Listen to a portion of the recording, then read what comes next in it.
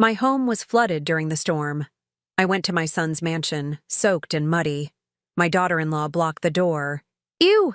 You will ruin my white carpets! Go to a shelter!" She slammed the door in my face. I sat on the curb and called the troubled teen I saved from the streets 20 years ago. He is now a general.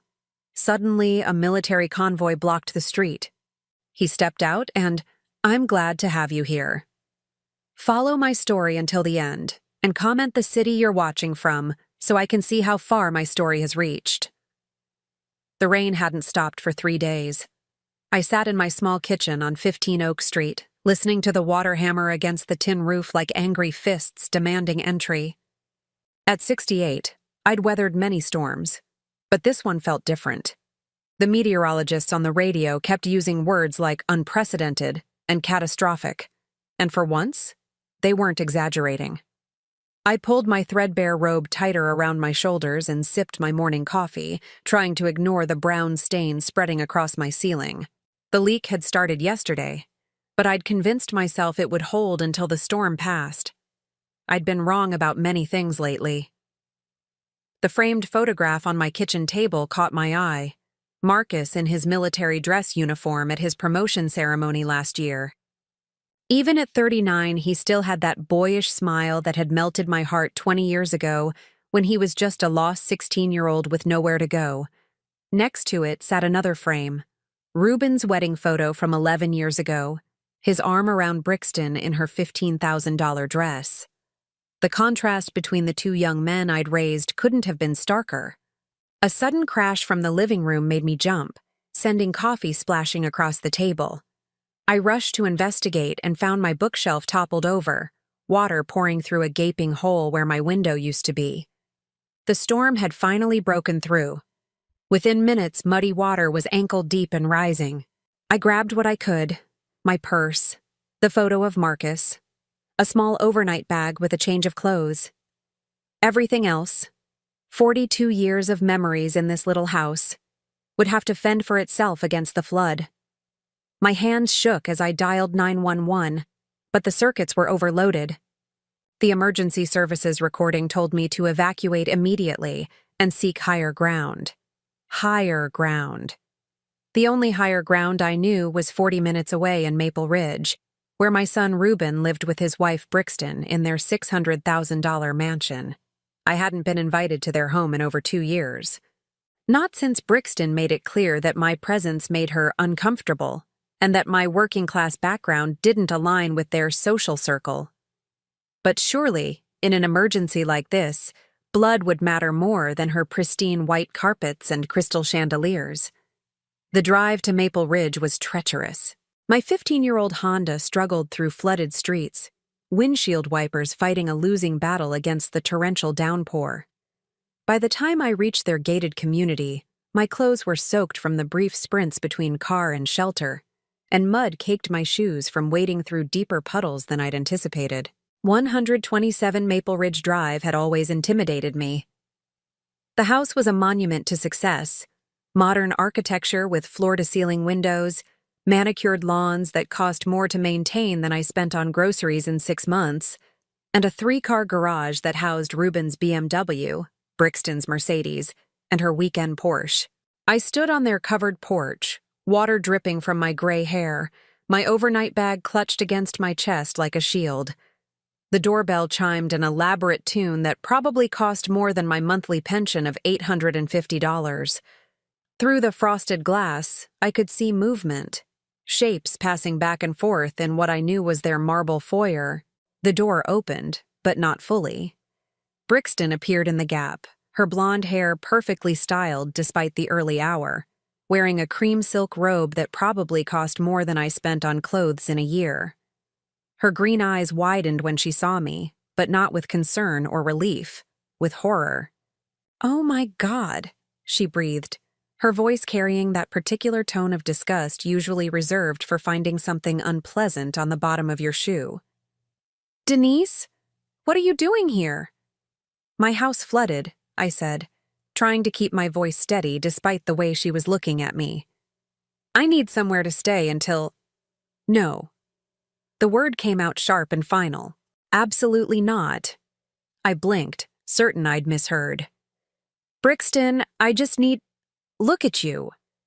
She gestured at my soaked clothing, my muddy shoes, the way water was still dripping from my hair onto her pristine porch. You're filthy. You'll ruin my white carpets. Do you have any idea how much those cost? $15,000. I can take my shoes off, I offered weakly, but she was already shaking her head. It's not just the shoes, Denise. You're completely soaked. You smell like flood water and mold. I just had the house professionally cleaned yesterday.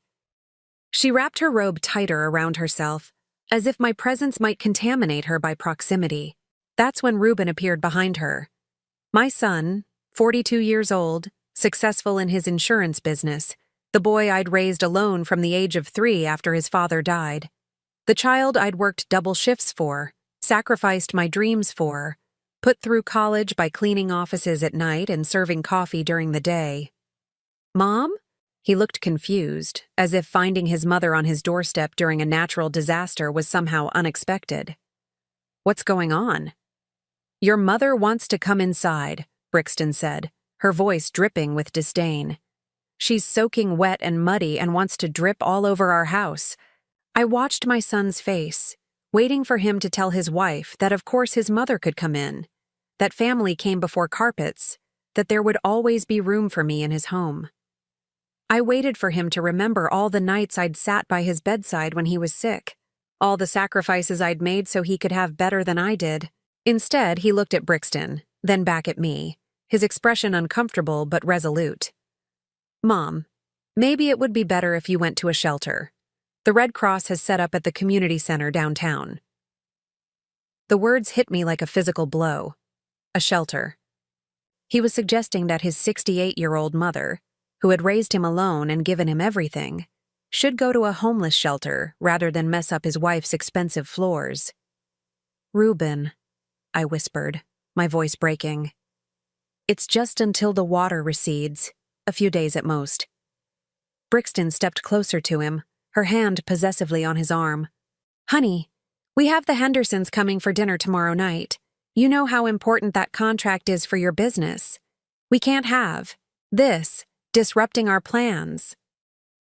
This, she called me this, like I was some stray animal that had wandered onto their property. I'm sorry, Mom, Reuben said, not meeting my eyes. Brixton's right. We have obligations. Obligations. Not to me, apparently.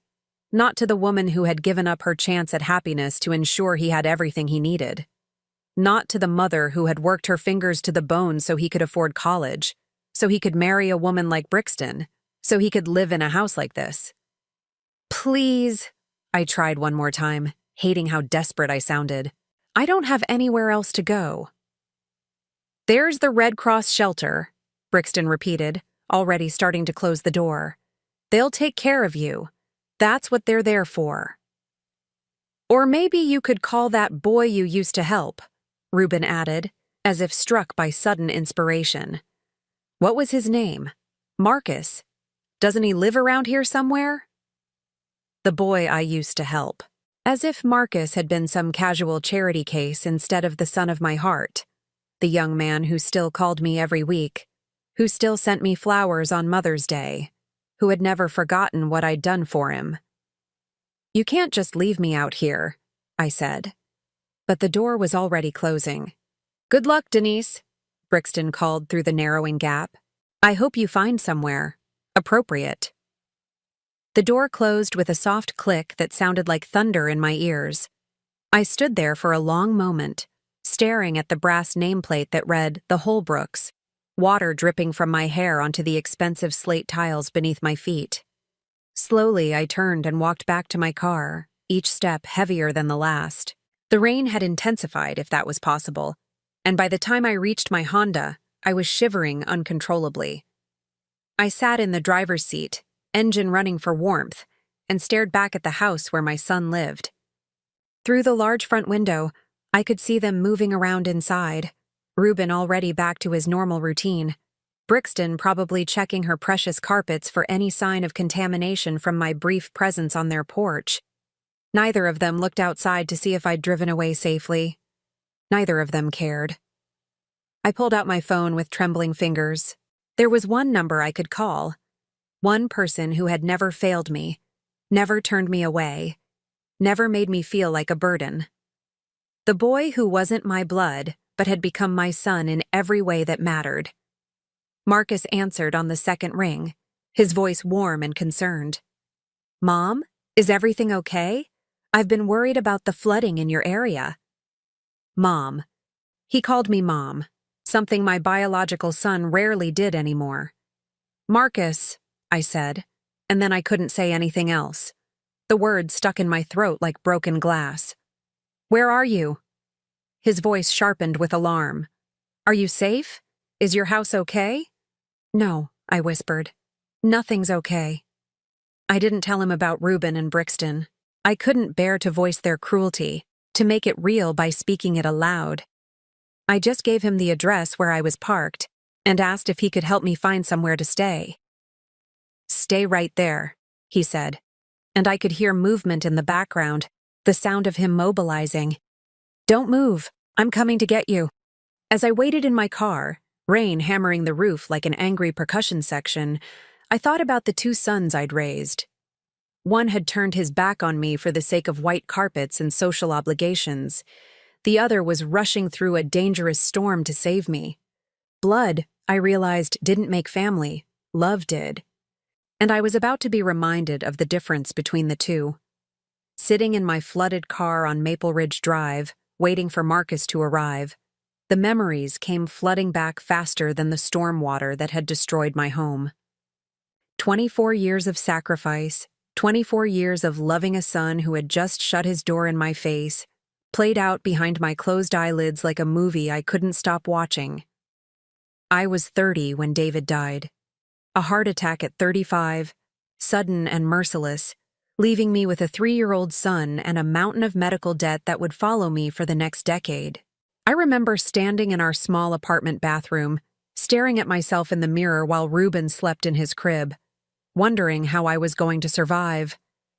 How we were going to survive. The life insurance barely covered the funeral costs. David had always meant to increase the policy, but there had never been enough money, and now there never would be. I had a high school education and no real job experience beyond part-time work while Reuben was a baby. But I had something more important, a fierce determination that my son would never know poverty, never feel the shame of not having what the other kids had. So I did what I had to do. I took a job at the county social services office during the day and cleaned offices at night. While other mothers were tucking their children into bed and reading bedtime stories, I was scrubbing toilets and emptying trash cans, trying to earn enough to keep us afloat. My neighbor, Mrs. Chen, watched Reuben in the evenings for $20 a week, money I could barely spare but had to find. Reuben grew up thinking this was normal. He didn't know that other mothers didn't fall asleep at their kitchen tables over cold cups of coffee at 2 a.m. He didn't know that other families didn't eat cereal for dinner 3 nights a week because mommy was too tired to cook. He just knew that somehow magically there was always food on the table and clean clothes in his drawers and money for school supplies. As he got older, I made sure he had what he needed to fit in. When he wanted to play Little League, I picked up extra cleaning shifts to pay for the equipment. When he needed a suit for his 8th grade graduation, I worked through the flu to earn the money. When he wanted a guitar in high school, I sold my wedding ring, the only valuable thing I had left of David. I told myself it would all be worth it when he grew up. When he became successful and happy and realized how much I had sacrificed for him. When he looked back and understood that every choice I made was for his future. But understanding never came. Instead, Reuben seemed to resent the very sacrifices I made for him. When I missed his football games because I was working, he accused me of not caring. When I fell asleep during one of his school plays, exhausted from pulling a double shift, he was embarrassed. When I couldn't afford to take him on expensive vacations like his friends' families, he acted ashamed of our modest lifestyle. "Why can't you be like Jimmy's mom?" He asked me once when he was 14. "She comes to everything. She volunteers at school. She actually cares about what we do. I wanted to tell him that Jimmy's mom didn't have to work 2 jobs to keep the electricity on. I wanted to explain that I cared so much I was literally working myself into the ground to give him opportunities. But 14-year-old boys don't understand sacrifice. They only understand absence. The breaking point came when Marcus entered our lives. It was 2004, and Ruben was 21, away at college on the partial academic scholarship I'd helped him earn by paying for tutoring and test prep courses. I was working as a social worker by then, finally having earned my degree through night classes that took me 8 years to complete. The pay was better than cleaning offices, but the work was harder in different ways. Marcus Donovan was 16 when he was assigned to my caseload. A ward of the state, he'd been bounced between foster homes since he was 8, each placement ending in failure and disappointment. His file was thick with reports of running away, skipping school, minor theft charges, and what the system politely called behavioral issues. When I first met him in my office, he slouched in the chair across from my desk like a caged animal looking for the nearest exit. His dark hair hung in his eyes, and his clothes were clean but too small, the universal uniform of a kid who'd outgrown what little he had. But it was his eyes that got to me. They held the same wary sadness I'd seen in the mirror 21 years earlier, the look of someone who had learned not to expect much from the world. "So," he said before I could introduce myself, "which group home are you sending me to this time?" "Actually," I said, closing his file and leaning back in my chair, "I was wondering if you'd like to come to dinner." He stared at me like I'd spoken in a foreign language. "What?" "Dinner at my house. Tonight. I make a decent meatloaf, and I have a spare bedroom that's just collecting dust." "Lady, you don't even know me." "I know enough," I said, and somehow I did. I knew what it felt like to be alone and scared. I knew what it meant to have the world turn its back on you when you needed help most. I knew what one person's kindness could mean to someone who had given up hope.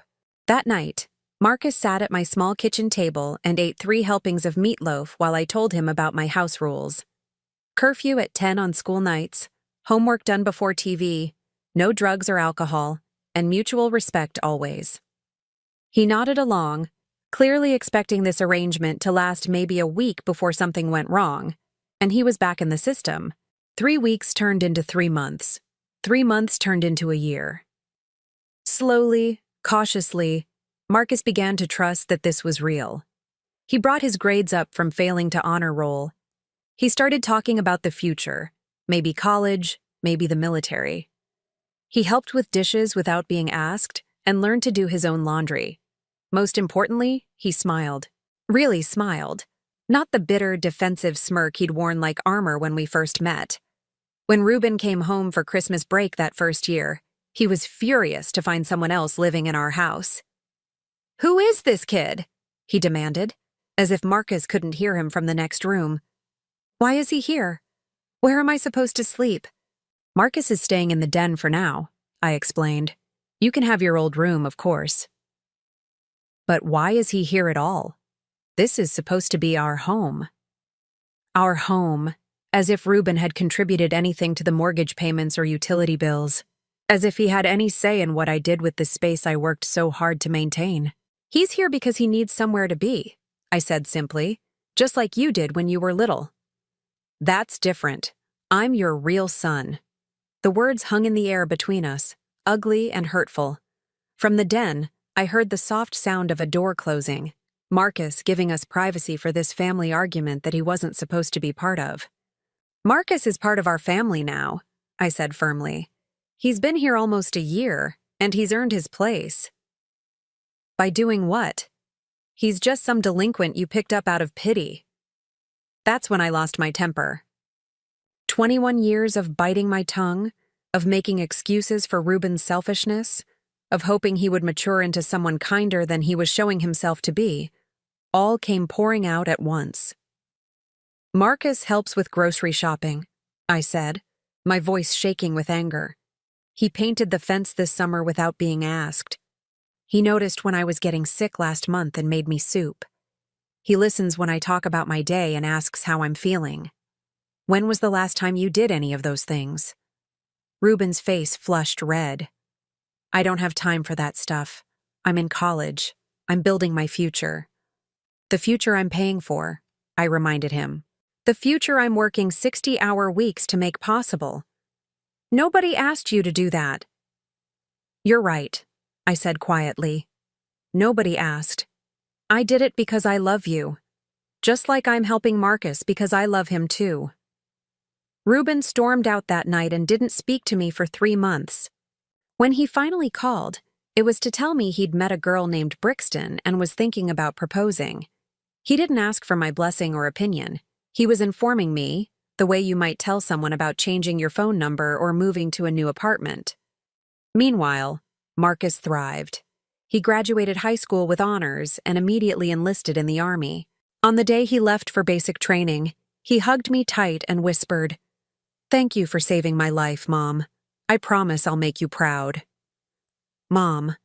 He called me Mom, and it felt more natural than when Ruben said it.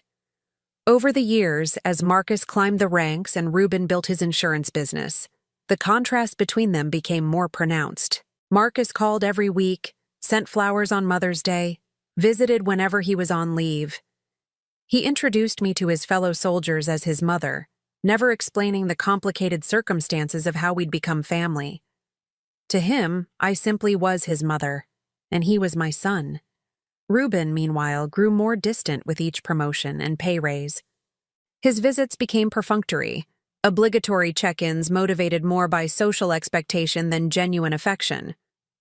When he married Brixton, I could see the calculation in her eyes as she assessed my value to their social aspirations. I came up wanting. The wedding was beautiful. $50,000 of flowers and champagne and designer everything. I wore my best dress, which had cost me $89 at Macy's, and tried to blend into the background of Brixton's wealthy friends and relatives. Marcus, handsome in his dress uniform, was my date. He spent the entire reception making sure I wasn't sitting alone, introducing me to people as his proud mother, making me feel like I belonged. Brixton's mother cornered me by the dessert table and asked, in a voice that could have cut glass, "So you're the one who raised that nice soldier boy? How wonderful that you gave him a chance." As if Marcus had been lucky to have me, instead of the other way around. "Actually," I said, smiling sweetly, "I was the lucky one. He's been the best son a mother could ask for." Her eyebrows lifted in confusion. "But Ruben is your biological son, isn't he?" "Biology doesn't make a family," I replied. "Love does." Now, sitting in my car in the storm, I understood how prophetic those words had been. Ruben had my DNA, but Marcus had my heart. One had taken everything I offered and demanded more. The other had given back tenfold and asked for nothing but love.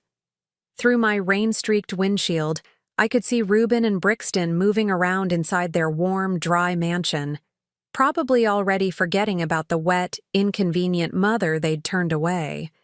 They had their white carpets and their social obligations and their carefully curated life.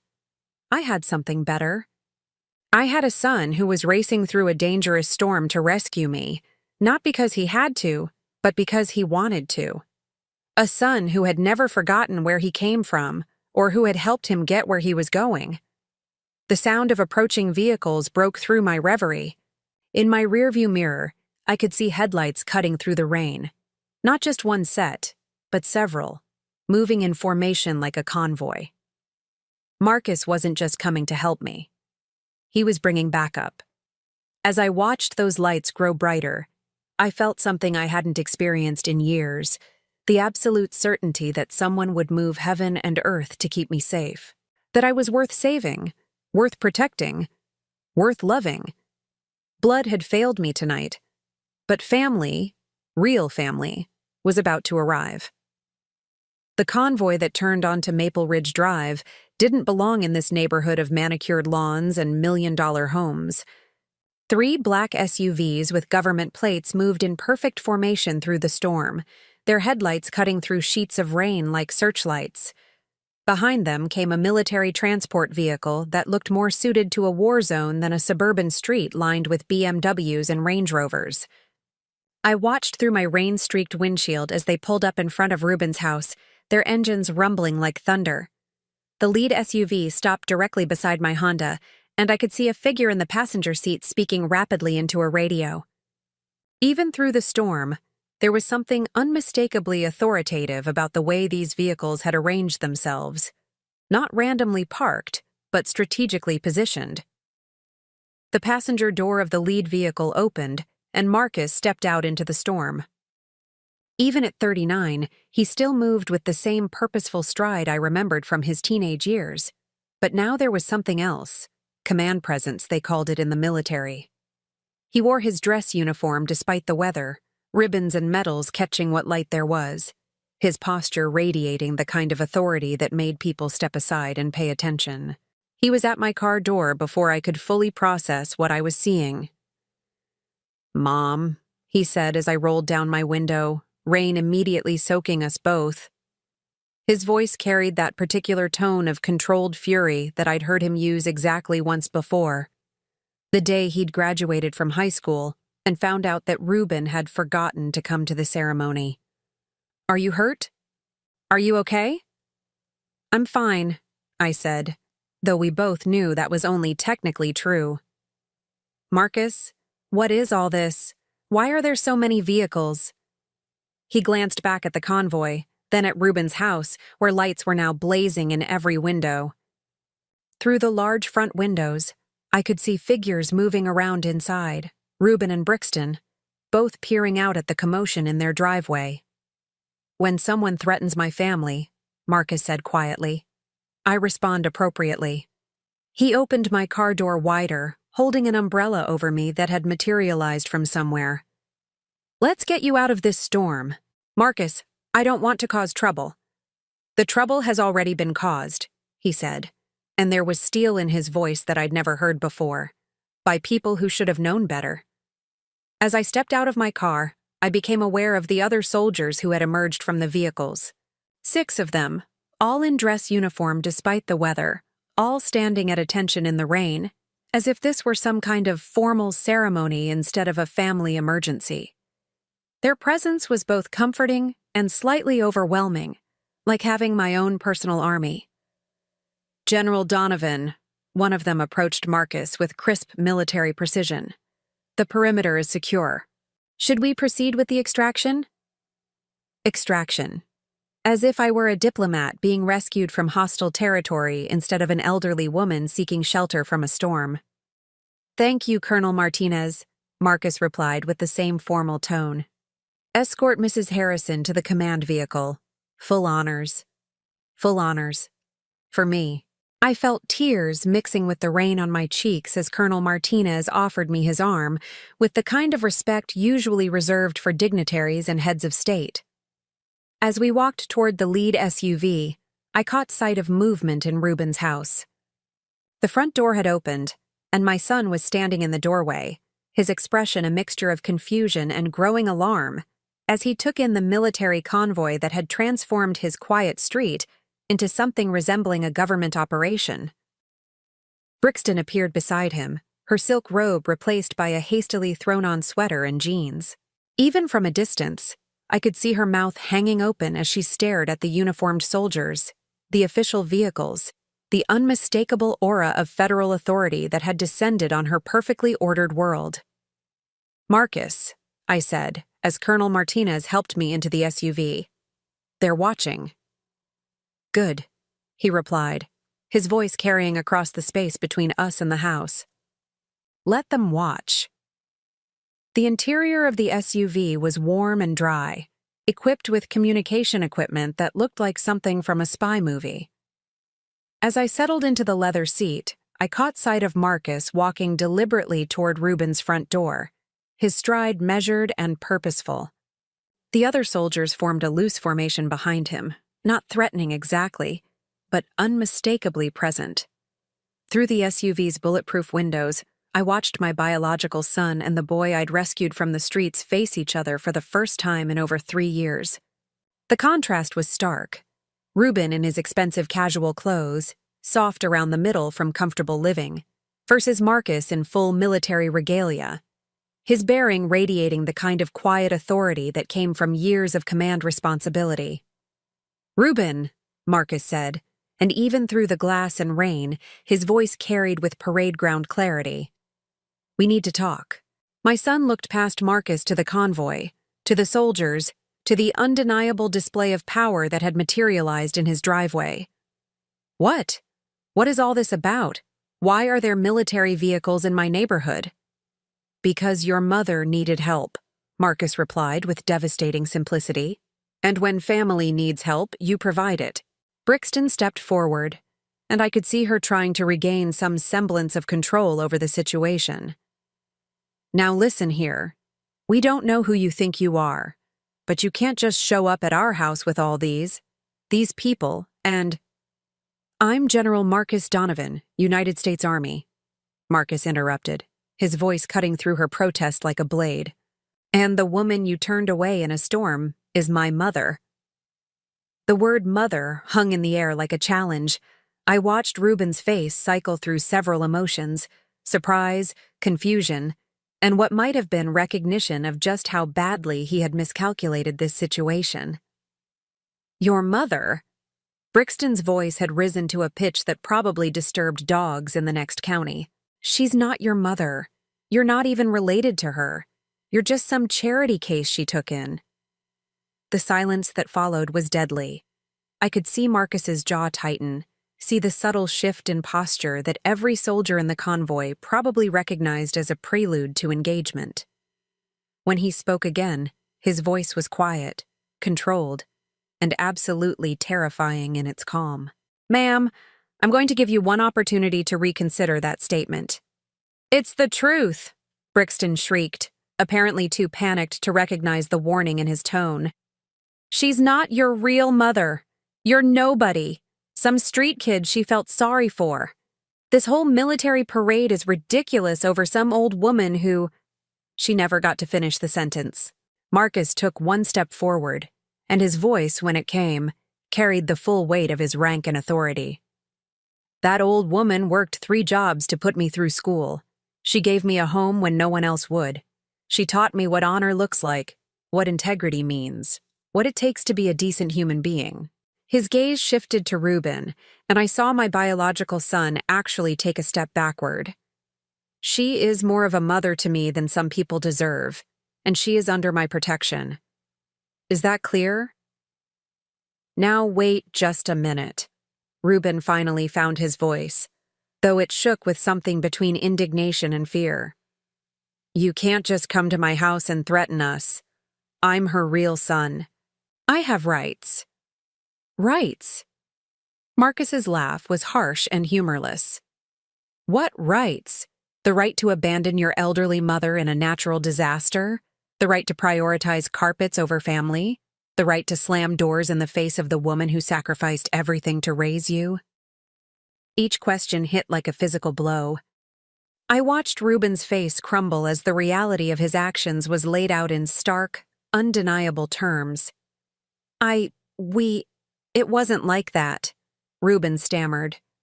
"We have obligations, social commitments.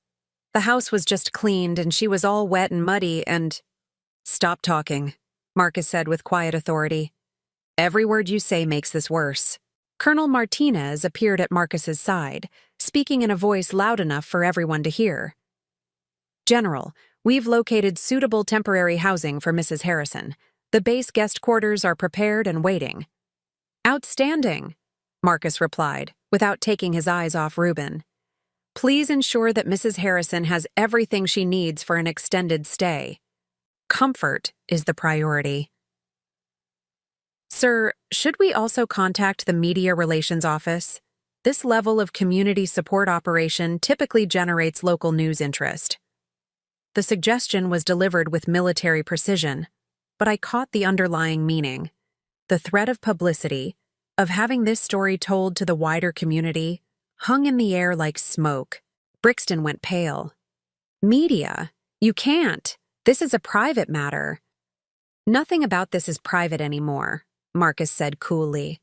When you make a spectacle of rejecting someone's mother in a storm, you don't get to control how that story is told. Please, Reuben said, and for the first time I heard genuine fear in his voice. Please, let's not involve the press. We can work this out. Mom can stay with us. We weren't thinking clearly.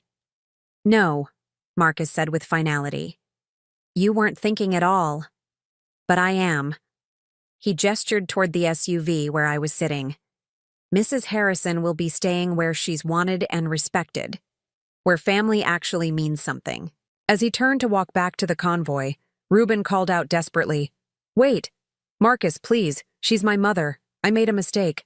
I'm sorry. Marcus paused, looking back over his shoulder.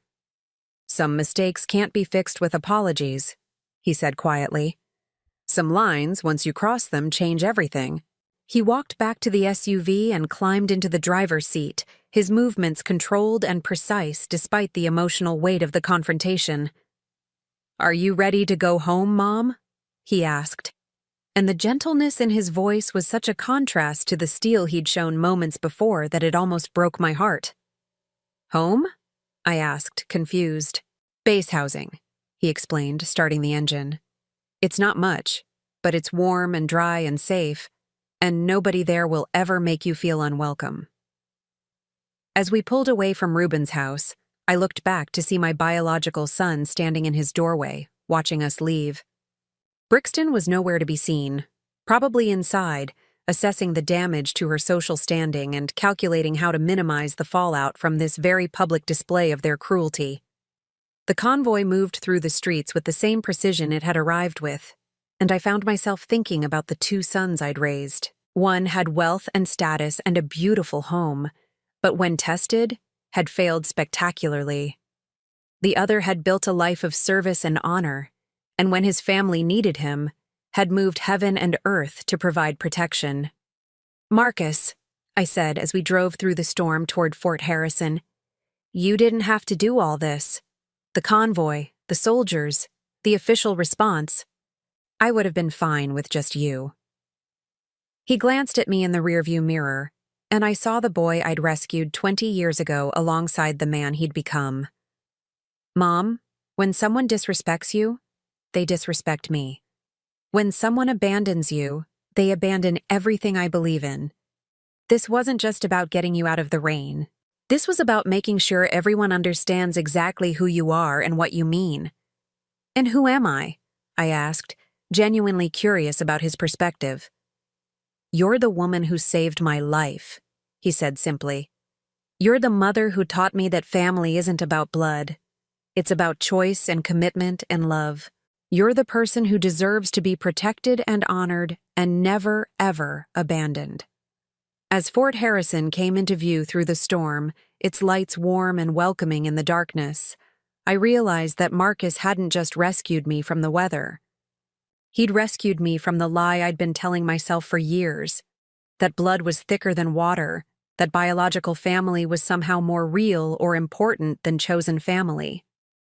Tonight had proven otherwise. Real family was the people who came running when you called. Real family was the people who moved mountains to keep you safe. Real family was driving through a storm with a military convoy because you mattered enough to mobilize for. Fort Harrison at night was a different world from the chaos we'd left behind in Maple Ridge. Clean lines of streetlights marked orderly rows of buildings, each one purposeful and maintained with military precision. Even in the storm, there was something deeply comforting about the sense of order, of people who knew their jobs and did them well. Marcus pulled up to a modest 2-story building with a sign reading, Guest Quarters, Building 17.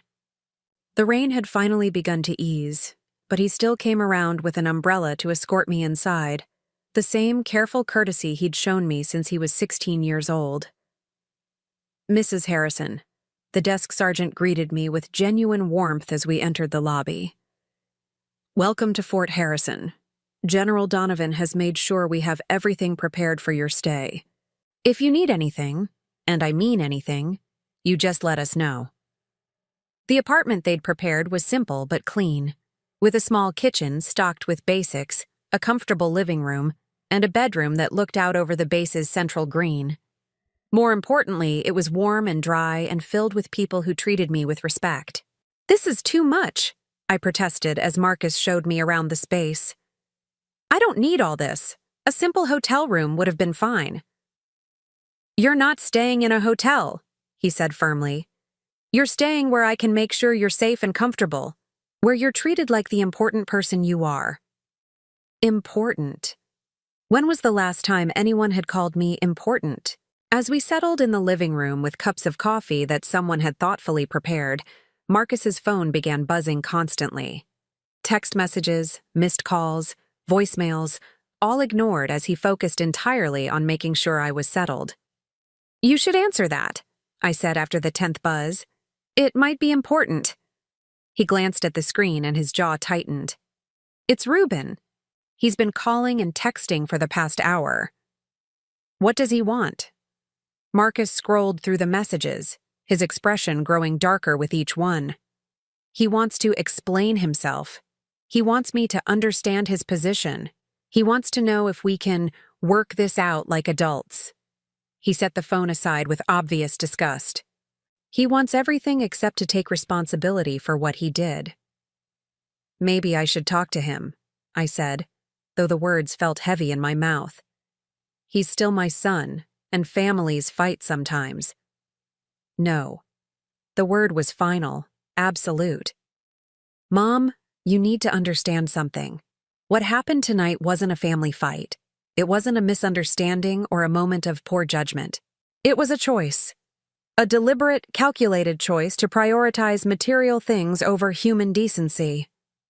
He leaned forward, his voice intense but gentle. "When I got your call, do you know what I was doing? I was in a briefing with my commanding officer about deployment schedules. Important military business.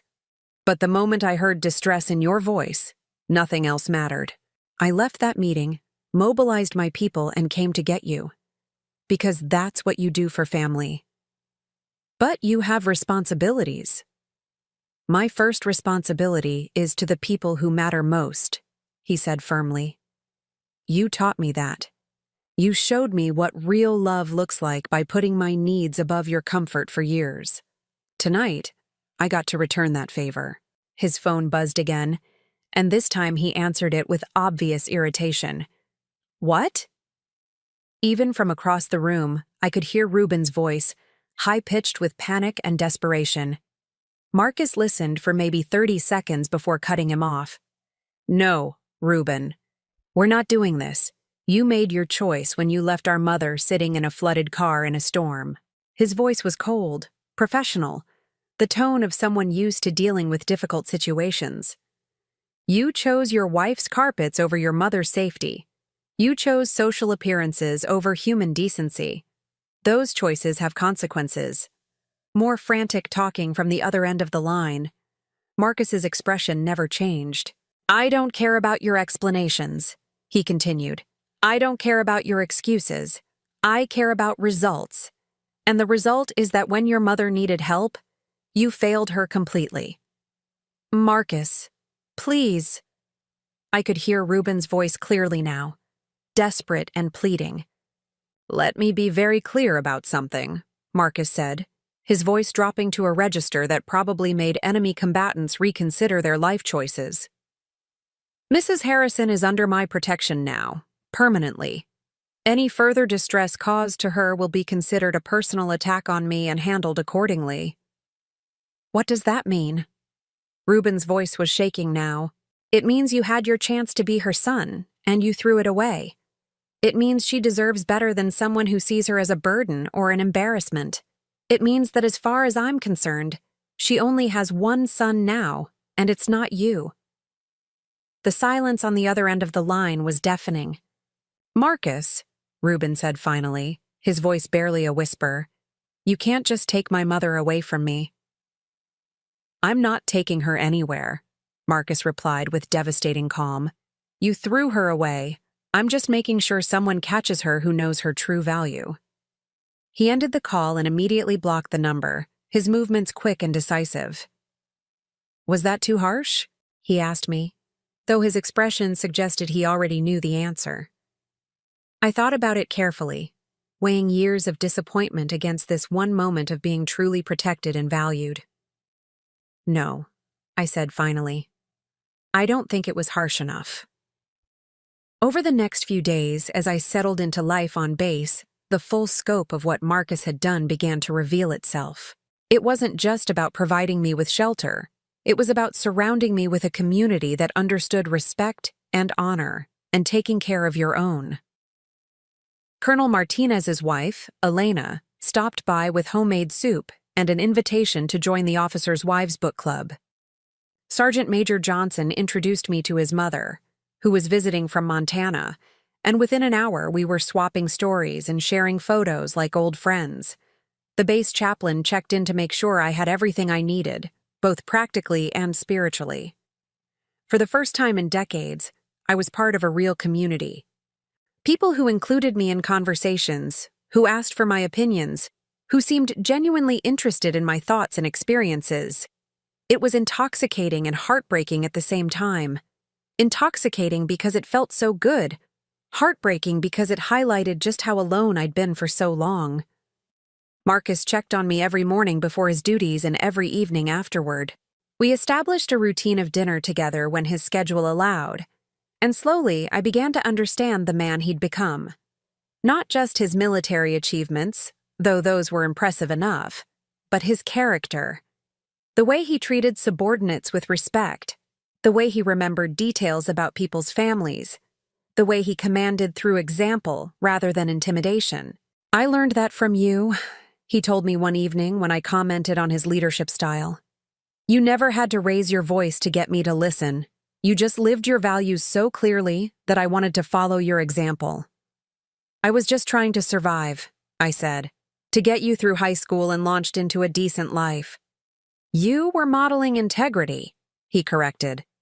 "Every choice you made taught me something about what kind of person I wanted to be. Every sacrifice showed me what real love looks like. Every time you chose what was right over what was easy, you were raising a son, just not the one you expected." On the fourth day, Brixton showed up at the base gate. I was in the commissary with Elena Martinez, learning about base life and enjoying the simple pleasure of grocery shopping with a friend, when my phone rang. It was the duty officer from the main gate. "Mrs. Harrison, we have a civilian here asking to see you. Says her name is Brixton Holbrook. She's persistent." Elena and I exchanged glances. In the few days I'd been on base, I'd shared enough of my story that the entire officer community knew what had happened. The protective instincts of military families had kicked in immediately and completely. "Tell her I'm not available," I said. "Ma'am, she says she's not leaving until she talks to you. She's been here for 2 hours already." I sighed. Brixton's tenacity was legendary. It's how she'd landed Reuben in the first place. "Put her on the phone." A moment later, my daughter-in-law's voice came through the speaker, artificially sweet, but with an underlying edge of desperation. "Denise, thank goodness. I've been trying to reach you for days. We need to talk." "I don't think we do," I said calmly. "This whole situation has gotten out of hand," she continued as if I hadn't spoken. "We're family. We should be able to work through a little misunderstanding." "A little misunderstanding?" I felt my temper beginning to rise. "You called me filthy. You said I would ruin your carpets. You suggested I go to a homeless shelter instead of staying in my son's house during a natural disaster." "I was stressed," she said, her voice taking on a wheedling quality. "The storm, the mess, everything was chaotic. I wasn't thinking clearly. Surely you can understand that." Elena was watching me with the keen interest of someone who'd been briefed on the situation. She made a gesture suggesting I put the call on speaker, which I did. "What I understand," I said, "is that stress reveals character. When things got difficult, you showed me exactly who you are." "That's not fair." Brixton's voice rose to that familiar sharp pitch. "You have no idea the pressure I was under. The house was perfect for our dinner party, and suddenly there you were, all wet and muddy and in need of help," I finished. Your husband's mother was in need of help, and your response was to protect your floors. Those floors cost $12,000, she shrieked, apparently forgetting that she was trying to win me over. Elena raised her eyebrows and mouthed, 12,000? With the kind of expression reserved for people who've clearly lost perspective on reality. Brixton, I said, my voice deadly calm, I'm going to explain something to you very clearly. You had one chance to show that you understood what family means. One opportunity to demonstrate basic human decency. You failed spectacularly. But we can fix this, she insisted. Ruben feels terrible. He wants to make it right. We both do. How? I asked. How exactly do you propose to fix the fact that you turned away your husband's elderly mother during a natural disaster? How do you undo the moment when you valued possessions over people? We'll have you over for dinner. A nice dinner, with good china and flowers. We'll make it special. I almost laughed at the absurdity of it. She thought this was about social gestures, about performing the right actions to achieve the desired outcome. I don't want your dinner, Brixton. I don't want your apologies or your explanations or your attempts to manage the situation. I want you to leave me alone. You can't just cut us off. The mask was slipping now, revealing the panic underneath. We're family. You're Ruben's mother. Yes, I said quietly. I am Ruben's mother. And for 42 years, I loved him and supported him and sacrificed for him, believing that someday he'd become the kind of man who would do the same for me. But that's not who he chose to be. He's still your son. Biology doesn't create obligation, I said, and I could hear Marcus's influence in my words. Love does, respect does, decency does, none of which were present in his actions toward me. There was a long silence on the other end of the line. When Brixton spoke again, her voice had changed, becoming colder and more calculating. Fine, she said. If that's how you want to play this, then fine. But don't expect us to keep reaching out forever.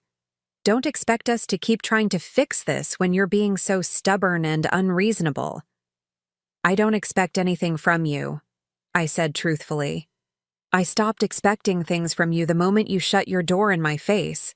I hung up and looked at Elena, who was shaking her head in amazement. Honey, she said, I've been married to a military officer for 23 years. I've seen some dysfunctional family situations, but that woman... She shook her head again. That woman doesn't understand the first thing about what matters in life. No, I agreed. She doesn't. But I was beginning to understand it perfectly. Family wasn't about blood or obligation or social expectations. It was about people who showed up when you needed them. People who protected and honored and valued you. People who chose to love you not because they had to, but because they wanted to. I had that now. I had it with Marcus, with Elena, with this community of people who'd welcomed me, not because of who I was related to, but because of who I was. For the first time in years, I felt like I was exactly where I belonged. 3 months had passed since the storm that changed everything, and Fort Harrison had become more than just a temporary shelter. It had become home in a way that surprised me every morning when I woke up. The guest quarters had evolved into a comfortable space filled with small touches that made it mine. Photographs on the mantel, books on the shelves, plants by the window that Elena Martinez had helped me choose. I'd established routines that gave structure to my days. Morning coffee with Colonel Martinez and his wife in their kitchen, where we discussed everything from current events to family recipes. Afternoons spent volunteering at the base library, helping soldiers' children with their reading, or working in the community garden that Sergeant Major Johnson had convinced me to help establish. Evenings were often spent with Marcus when his duties allowed, or with the group of officers' wives who had embraced me as one of their own. For the first time in decades, I felt useful, valued, wanted.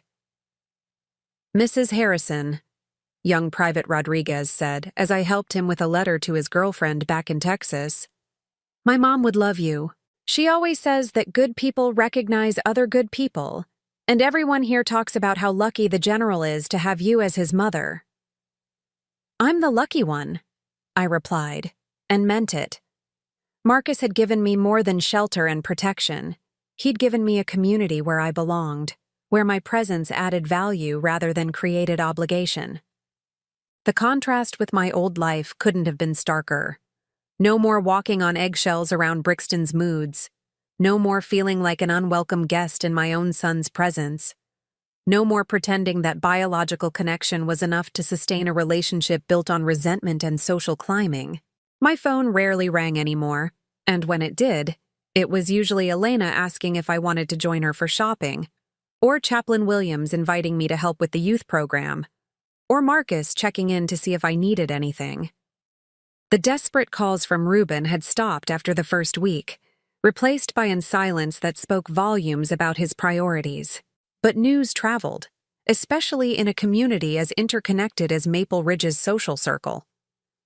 You might want to see this, Elena said one afternoon, setting her laptop on my kitchen table with an expression that mixed concern with barely suppressed satisfaction. On the screen was the local newspaper's society page, featuring a photograph from what looked like a charity fundraiser. The headline read, "Local Insurance Executive Faces Business Challenges Amid Family Controversy." The article was carefully worded, the way small-town journalism handled sensitive topics involving prominent families, but the message was clear. Reuben's insurance business was struggling. Several major clients had quietly moved their accounts to competitors. The reasons were never explicitly stated, but the timing was telling. It seems, Elena said carefully, that certain influential people in the community have strong feelings about how family members should treat their elders. I scrolled through the article, noting the quotes from unnamed sources expressing disappointment in recent revelations about character and concerns about business relationships with individuals who don't share our community values. Marcus didn't do this, I said, though it came out more like a question. Marcus doesn't have to do anything directly, Elena replied. Word travels fast in military circles, and a lot of the people in Maple Ridge have connections to the base. Contractors, suppliers, reserve officers, military families. When people hear about someone mistreating a Gold Star mother's equivalent, well, consequences follow naturally. Gold Star mother's equivalent. The phrase caught my attention. What does that mean? Elena's expression softened. Honey, you raised a general. You sacrificed everything to help him become the man he is today. In military culture, that makes you almost sacred. What your son and his wife did to you, it's not just personal. It's a violation of everything we hold dear about honoring those who serve and sacrifice. The next piece of news came a week later, delivered by Marcus himself during one of our regular dinners together. I heard from Colonel Peterson today, he said, carefully cutting his steak. His wife plays tennis with some of the ladies from Maple Ridge Country Club. I set down my fork, sensing that whatever came next would be significant. Apparently, Brixton's been having some social difficulties, he continued with the bland tone of someone reporting weather conditions. Several of her committees have found reasons to replace her. The country club's board decided not to renew her membership chairmanship. Invitations to certain events have decreased. Because of what happened with me? Because of who she revealed herself to be, Marcus corrected gently. Social circles like theirs survive on reputation and respect. When someone shows that level of cruelty to a family member, especially an elderly one, it raises questions about character that people don't want associated with their organizations. I thought about this, trying to process how I felt about my former daughter-in-law's social exile. Surprisingly, I felt no satisfaction in her downfall, just a tired sort of recognition that actions had consequences. And Reuben? I asked. Marcus's jaw tightened slightly. He's been trying to reach me through official channels. Phone calls to my office, emails to my staff, even an attempt to schedule an appointment through military protocol. What does he want?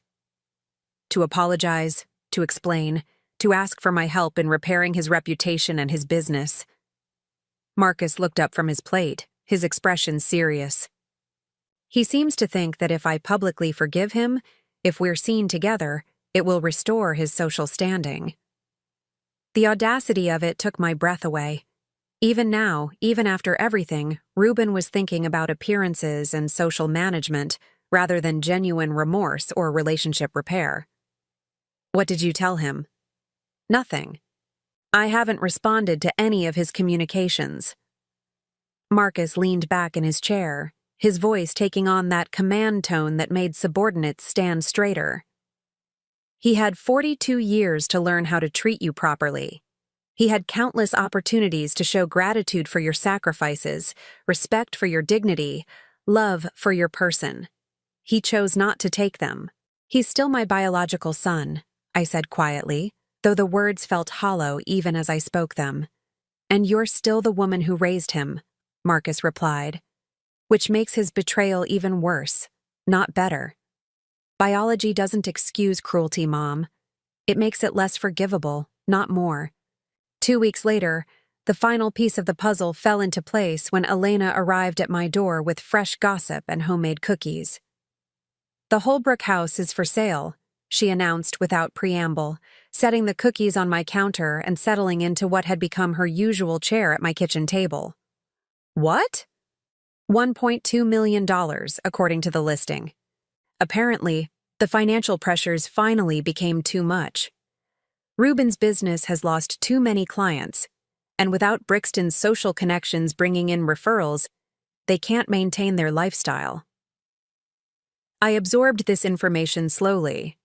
The mansion that had been too good for a wet, muddy mother was now just another piece of real estate, valued in dollars and cents rather than social status. Where will they go? Nobody knows for sure, but there's speculation about moving to Brixton's parents' place in Arizona. Apparently, her father has some business connections there that might help Reuben rebuild. Rebuilding. Starting over in a new place where their reputation hadn't been tarnished by stories of elder abuse and social climbing. It seemed fitting somehow that they would have to construct new lives just as I had.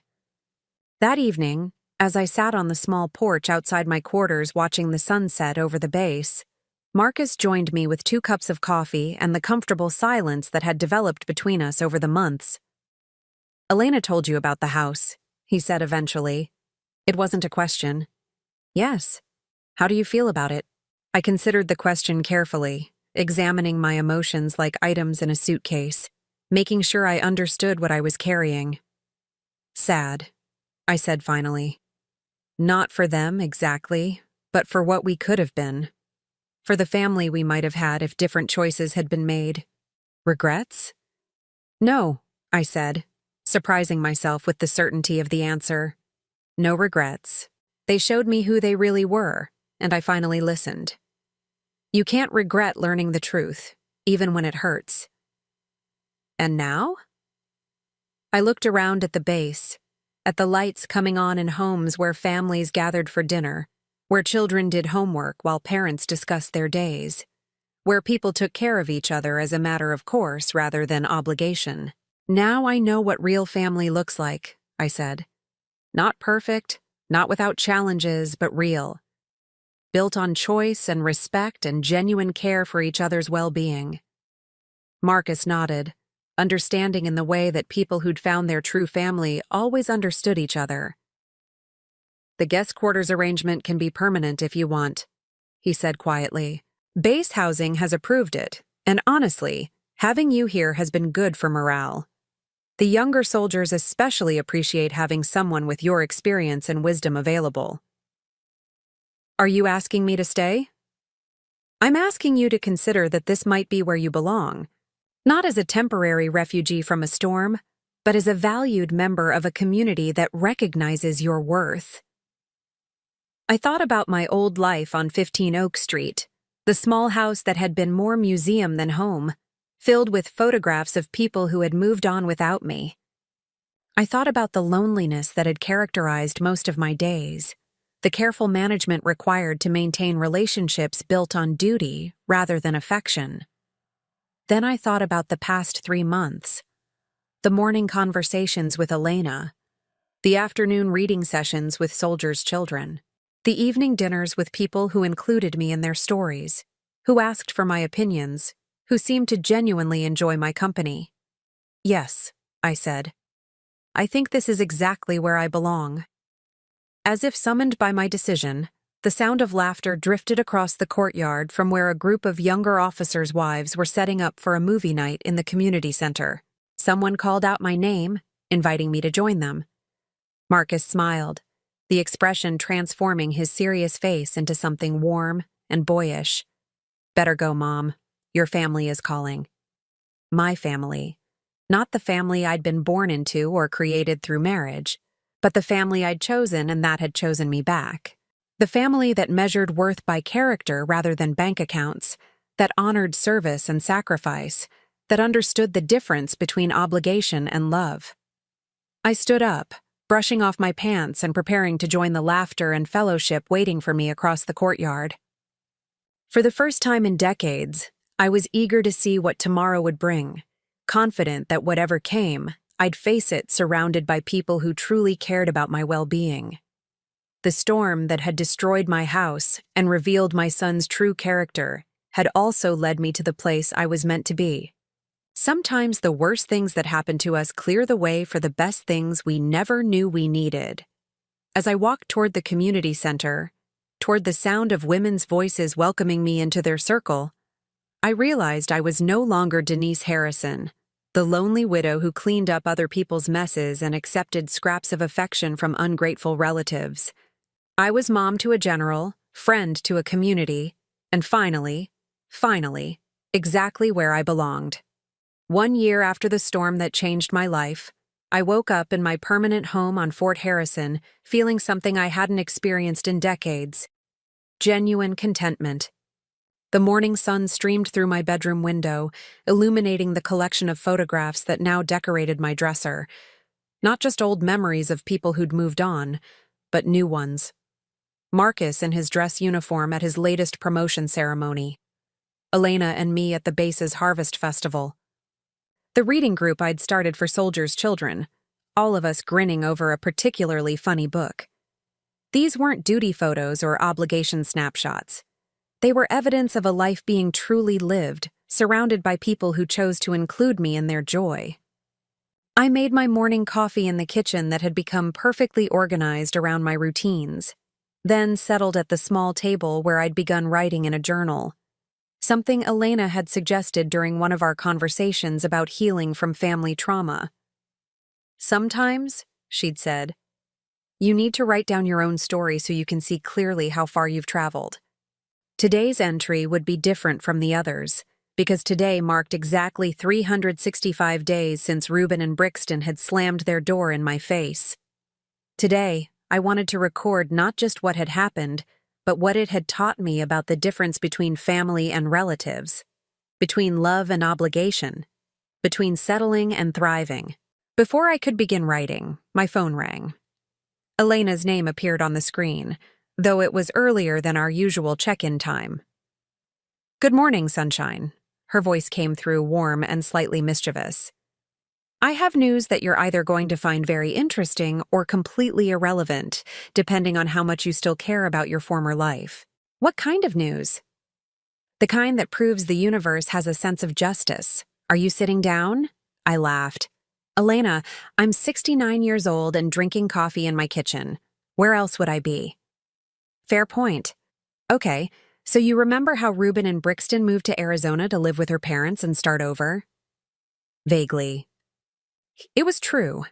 Their departure from Maple Ridge had registered as a distant piece of information, like news about acquaintances rather than family. Well, apparently starting over is more difficult than they expected when your reputation follows you. Brixton's father is a prominent businessman in Scottsdale, very connected to the social scene there. Was connected anyway. I set down my coffee cup, sensing a longer story coming.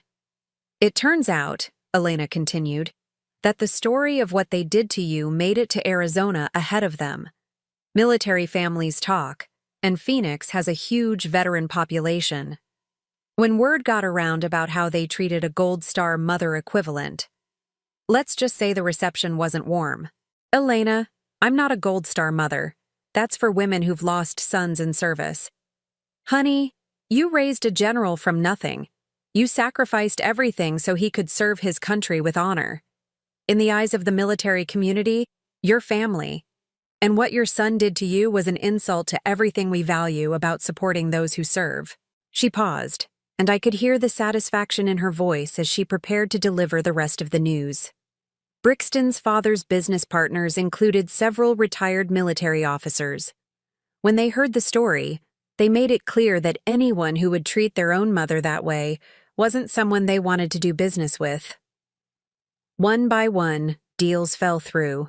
Contracts got canceled. Social invitations dried up. I found myself thinking of Brixton, always so concerned with appearances and social standing, finding herself persona non grata in yet another community. But instead of satisfaction, I felt only a tired recognition that people eventually face the consequences of their choices. There's more, Elena continued. Apparently, the stress of the social and business failures put a strain on their marriage. Brixton filed for divorce last month. The papers cited irreconcilable differences, but according to my sources, she blamed Reuben for their downfall. Said that if he'd been man enough to stand up to his mother instead of letting her ruin their lives, none of this would have happened. The irony was breathtaking. Even in divorce, Brixton was blaming me for consequences that stemmed directly from their own cruelty. She got the house in Arizona, what's left of it after the legal fees, Elena continued. Reuben is apparently working as a claims adjuster for someone else's insurance company now. Middle management? Nothing fancy. Living in a one-bedroom apartment and driving a 10-year-old car. I absorbed this information, waiting to feel something. Vindication, perhaps, or at least some small satisfaction that justice had been served. But all I felt was a profound sense of distance, as if Elena were telling me about strangers rather than people who had once been central to my life. How do you feel about all this? Elena asked, echoing my own internal question. Honestly, I feel nothing.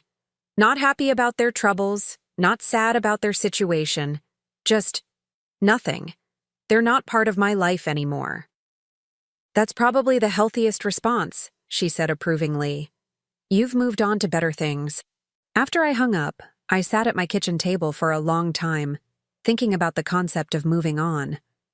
A year ago, I would have been devastated to learn that my son was struggling, would have felt compelled to reach out and offer help despite how he'd treated me. The old Denise would have made excuses for his behavior and found ways to blame herself for his failures. But the old Denise had been a woman who accepted crumbs of affection and called them love, who confused duty with care, who believed that biological connections created obligations that couldn't be broken no matter how badly she was treated. The new Denise, the woman I'd become in this community that valued and respected me, understood something the old version hadn't. That real love was mutual, that healthy relationships required reciprocity, and that family was something you built through choice and commitment, not something you endured through accident of birth. A knock at my door interrupted my reflections. I opened it to find Marcus standing there in his dress uniform, looking unusually formal for a casual morning visit. "Good morning, Mom," he said, using the title that still made my heart warm every time I heard it. "Do you have a few minutes? There's something I want to show you." "Of course. Come in." I was just having coffee and— "Actually," he interrupted gently, "I was hoping you'd come with me. There's something at my office that I think you'll want to see." Curious, I grabbed my sweater and followed him across the base to the administrative building where his office was located. He led me down hallways lined with photographs of distinguished military leaders, past offices where uniformed personnel worked at the business of keeping our country safe. Marcus's office was spacious, but not ostentatious, decorated with the awards and commendations he'd earned over his 20-year career. Behind his desk hung a large American flag, and on his bookshelf sat a framed photograph of the two of us from his promotion ceremony 6 months earlier. "Sit down," he said, gesturing to the chair across from his desk. "I have something to give you." He opened a drawer and pulled out an official-looking document, thick with legal language and bearing several official seals. As he slid it across the desk to me, I could see his hands were slightly unsteady with what might have been nervousness. "What is this?" I asked, though I was already scanning the header that read, "Certificate of Adoption, State of Texas." "It's making things official," Marcus said quietly. "Making legal what's been true in our hearts for 20 years. I'm adopting you as my mother, formally and permanently." I stared at the document, at the careful legal language that would transform our chosen family relationship into something recognized by law and government. Marcus Donovan was officially requesting to adopt Denise Harrison as his legal mother, despite the fact that he was 39 years old and perfectly capable of managing his own affairs. "Marcus," I whispered, my voice breaking, "you don't have to do this. We both know you're my son in every way that matters. A piece of paper won't change that." "You're right," he said, coming around the desk to kneel beside my chair. "It won't change how I feel about you or how you feel about me, but it will change how the world sees us. It will make sure that if anything ever happens to me, you'll be legally recognized as my next of kin. It will give you access to my military benefits, my survivor benefits if needed. Most importantly, it will make a public, official statement that you are my family, chosen and claimed and permanent." Tears were streaming down my face now, 20 years' worth of gratitude and love overflowing at once. "But your biological family—" "What biological family?" he asked with gentle firmness. "The parents who gave me up to the state when I was 8? The relatives who never once asked how I was doing in foster care? You're the only family I've ever had that mattered." I looked down at the document again, at the official seals that would transform our relationship from emotional reality to legal fact. In the space marked "Reason for Adoption," someone had typed, "To formalize the existing family relationship between parties based on 20 years of mutual love, support, and commitment." "The paperwork is already filed," Marcus continued. "The court date is next month. Judge Patterson, who handles military family cases, says it's one of the most heartwarming petitions she's ever seen. An adult child formally claiming his chosen mother. What will this mean practically? It means that legally, officially, permanently, you are my mother and I am your son. It means your last name can become Donovan if you want it to be. It means that when I retire from the military, my benefits will support both of us. It means that no one, not Reuben, not Brixton, not anyone, can ever again question your place in my life or my place in yours." I held the document to my chest, overwhelmed by the magnitude of what he was offering. Not just legal protection or financial security, but something far more valuable. The official recognition that love and choice could create bonds stronger than blood. That family was something you built, rather than something you were born into. "There's one more thing," Marcus said, returning to his desk and opening another drawer. "Something I've been saving for the right moment." He pulled out a small velvet box, the kind that usually held jewelry, and placed it on the desk between us. 20 years ago, you gave me a home when no one else would. You saw potential in a broken, angry kid that everyone else had written off. You loved me through my worst moments and celebrated my best ones. You taught me what it meant to be part of a real family. I opened the box with trembling hands. Inside was a pendant, a simple silver circle engraved with the words, "My son, my choice, my pride," and the date of his high school graduation. "I had this made after I got my first promotion," he said. "I've been carrying it around for years, waiting for the right time to give it to you. Today feels like that time." As he fastened the chain around my neck, I felt the weight of the pendant settle against my chest, right over my heart. It was tangible proof of something I'd known but never fully believed I deserved, that I was loved not out of obligation, but out of choice. "Marcus," I said, my voice steady despite the tears, "I need you to know something. The night of the storm, When Ruben turned me away, I thought my world was ending. I thought I'd failed as a mother, failed as a person, failed at everything that mattered. He waited, giving me space to find the words. But I was wrong. My world wasn't ending. It was beginning. Real life, real family, real love was finally starting. Everything before that night was just preparation for this moment, for this life, for this family we've built together. So you'll sign the adoption papers? I'll sign them, I said, but not because I need legal protection or financial security. I'll sign them because I want the whole world to know what we both already understand, that you are my son, I am your mother, and nothing will ever change that. 6 months later, I stood in Judge Patterson's courtroom wearing my best dress and the pendant Marcus had given me, watching as she made our family official with the stroke of a pen. Elena and Colonel Martinez were there as witnesses, along with several other friends from the base who had become our extended family. "It is my honor," Judge Patterson said, "to grant this petition and officially recognize what has clearly been true for many years, that Marcus Donovan and Denise Harrison Donovan are mother and son, bound by love, choice, and commitment. May your family continue to thrive and serve as an example of what real love looks like." As we walked out of the courthouse, now legally and permanently family, Marcus took my arm and smiled. "So, Mom, how does it feel to be officially a Donovan?"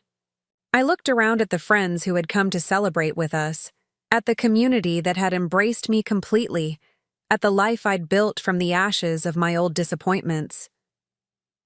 "It feels like coming home," I said.